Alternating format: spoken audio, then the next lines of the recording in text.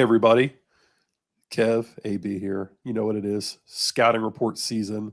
Um, yeah, we're getting down to the nitty gritty here. FSU landed a commitment recently from Jaheim Bell, a H-back, tight end, wide receiver, running back, utility, offensive weapon. He's transferring over from South Carolina. Kev, do you have any initial thoughts on the land?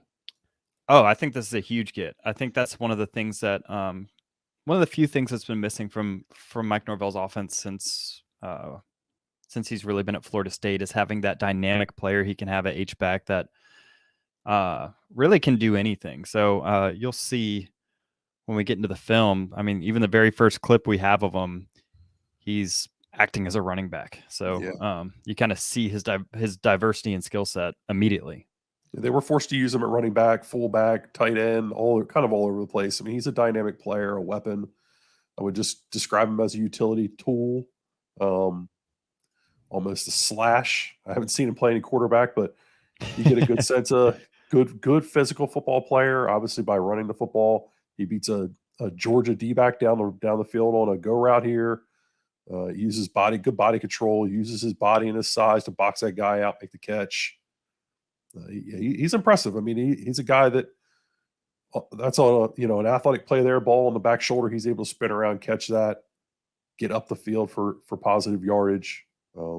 There's a lot to like just of what he can do. High points of football really well there. Good hand catch. Another play, ball on the back shoulder. And that's where it's designed to go. So it gets him up the field. Here is a running back reading. It's just insane that you've got a guy that's running routes, catching the ball over UGA cornerbacks, and then playing running back against Tennessee. Running counter tray, which is not exactly easy play to just walk out there and do. I think slips out on the backside there. Inside zone. Yeah, I mean, come on, this is insanity. Outside zone. Yeah, making the right cut down in the end zone or down on the goal line against Clemson.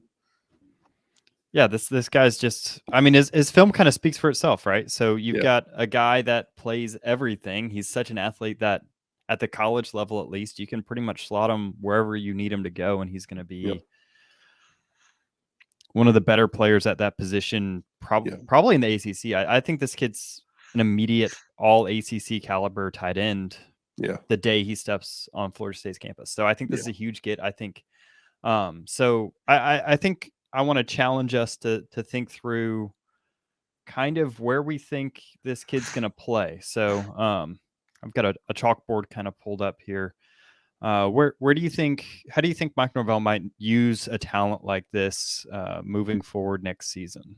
I think you got to use him in multiple spots. Like I don't think he can just line up in one position and say this is what he's going to be. I think the immediate thought everybody would have is he's going to be an H-back, but blocking hasn't been a strength for him. He's shown that that's not what he's great at. I'm sure that he'll be asked to do some of it, obviously, but I don't think you're going to ask him to go in there and dig out a linebacker or pull and kick on counter tray. I think you're going to line them up out wide. We've seen them line up Cam McDonald out wide in their trips formation a lot. I think that's where he goes to get him blocking safeties and DBs, and I think he's more effective at that than he's going to be playing in the box. So. Yeah, I think you're gonna maybe put him on the point in some bunch stuff. They did some stack stuff against Florida. They put Cam McDonald up top in the stack stuff. I think you do some of that with him. You're going to move him around, try to get him the football, but you're also just going to use him as a mismatch. Yeah. So what's super interesting about someone his size and speed is that you really force the defense to say, "Am I going to have a linebacker bring this extra Sam guy as a nickel corner so he can cover him in space?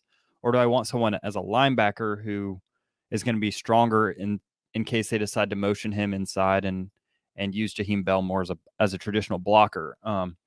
Because I mean, while his strength isn't in blocking, he still would be fairly successful blocking some sort of nickel corner, nickel safety.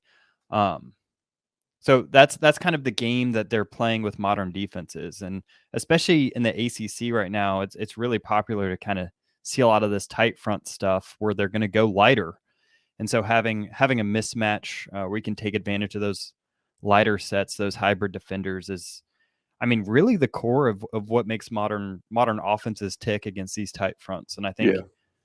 I think that's where you saw Florida State struggle a little bit against Louisville, against NC State, against Clemson. When they did struggle offensively, it was because it didn't feel like they had that convincing answer at H-back. And I think they have that in Jaheim Bell.